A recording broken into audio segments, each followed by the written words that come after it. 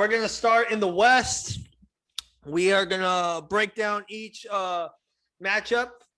So let's start off with the number one seed in the West, who has the best overall record, the Utah Jazz, going against the Memphis Grizzlies. Let's go to D. What are your thoughts? How many games? And what are your thoughts? Well, seeing as the Utah Jazz just got back Donovan Mitchell right in time for the playoffs, which is perfect. I think he's gonna give Memphis hell, but I can't ever count out Ja Morant because man, that boy, you give him ice water and you might come out with a steak and don't know how you got it. That boy be cooking, man. And they got a decent squad. Dylan Brooks is nice. They got a few other guys on the squad, that could get you some points. So I think this could easily be a 7-game series. If done right, I will take Utah just strictly based off of Rudy Gobert and what they can do defensively. With just him, he's pretty nice. But 7-game series, man. I think this is gonna be the one that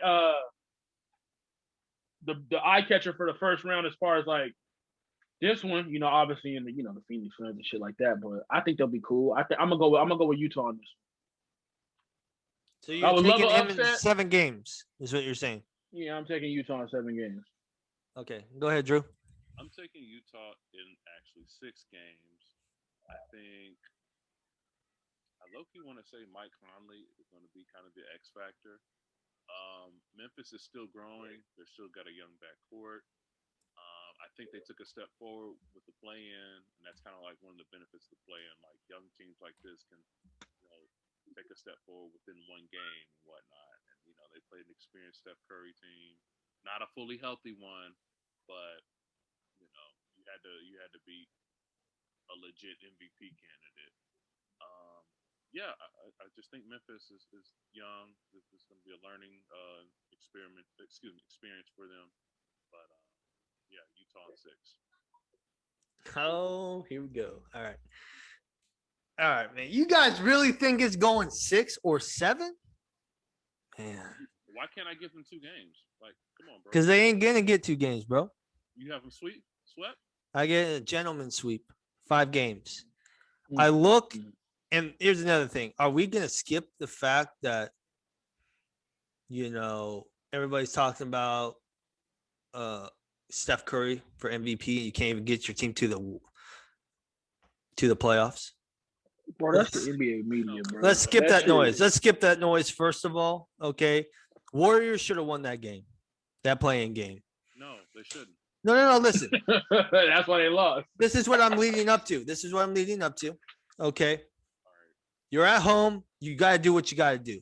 I don't care if Clay's out, but the Grizzlies won. They showed more heart and they played better defense and they committed less turnovers. That's why they won the game. Now, saying that, if the Grizzlies play like they did against the Warriors, they will get swept.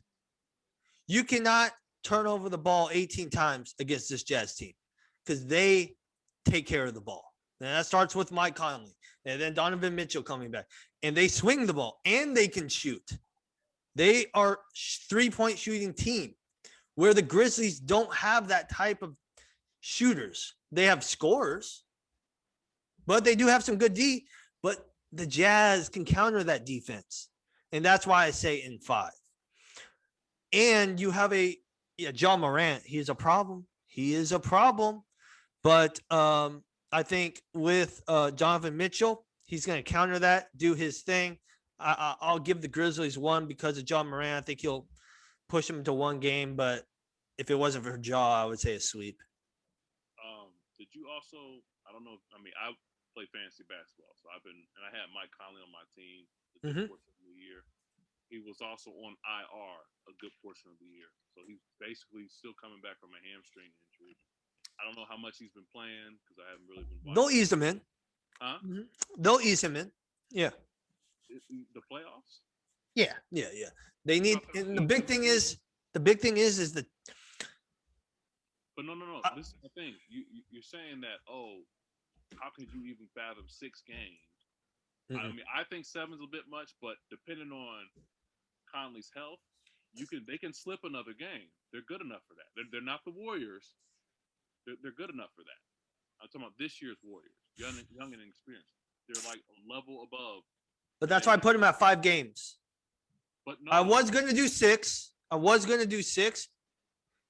But with the coaching, I think comes into play here, where you have a whole week to kind of prepare for it, like, how you want your game plan to be. I think the coaching, Donovan Mitchell, and this is a system team, right? They move the ball like the Warriors did back then, before even they got to KD, and that's why they got that many wins, right? Yeah, they lost in 2016, whatever, but or 15 and 16. They won in 15, and I think they lost in 16. But that's how they did the ball movement. They do that, and they have shooters everywhere. And they only had one shooter on the Warriors, and they barely was able to close that out. What I'm saying is this is an actual defensive team. So you got John Morant and Dylan Brooks. Those are your scorers, right? And they mostly hold on. No, they mostly go. What's that? Don't one of these teams have Sabonis? No, he's at Indiana. He went home. He went packing. Pack your bags. You've gone fishing. All right. All right. But what I'm saying is they like to go to the rim. They are scorers. They're not shooters, right? And who's going to meet you at the rim? The defensive player of the year for the past 2 years and probably this year too. So 3 straight years. He's going to block and rebound everything. You have Valanciunas, but it's Valanciunas. He ain't going to do much on the offense then, but he can still play D. But that's why I gave it 5, because of the experience the Jazz have and the coaching. I gave him 6 because Mike Conley might come up hurt. 7, because it's the playoffs, bro. You don't know who finna turn it up. That's all I'm saying. Dylan Brooks might come out there and give you 6 off the rip. You feel what I'm saying? You don't know what could happen, but based on my prediction, I feel like this has potential to be a 7-game series. Yes, at 5 sounds realistic, but bro, like you gotta look at it from the aspect of it's for some teams, they're just trying to make it out the first round. Some teams, they play because they know they're good enough to make it to the Western Conference Finals or the Finals. Then you got teams like, Memphis that we lucky to even make it past the play-in. So they play with a different level of intensity versus, the number one seed playing like we're the number 1 seed. We're good enough. It's just one of them things, bro. I say 7 for this series, bro, because you got dogs, bro, on both sides of the court. So you don't know what could happen. That's why I say 7. I will say there's a lot of pressure on the Jazz, not because they're the number 1 seed or the best overall record, because of last year when they gave up that 3-1 series lead to the Nuggets. That cannot happen again, or I think there's some changes in Utah going to happen. But I think with the Nuggets, is what they don't get enough. They don't get enough of negativity for that. You're up 3-1. You cannot what? lose. Time out. Did you just say negativity? Yes. No, negativity. I said negativity. Oh. What did you think I said? You said negativity. That's why would I say that? What the hell? No, Tony, I know you didn't say just it, bro. because it's like no, it just sounded like you said negativity. I was like, wait a minute, we gonna get canceled, bro. Like, no, N-E-G. Okay, you don't keep saying it. But what I'm saying is, how many coaches and how many key players, got killed for losing a 3-1 lead? You never hear about. The last time you heard about it was last year in the playoffs in the bubble. They are not getting accountable. So if that happens again, I think they're gonna have to do something.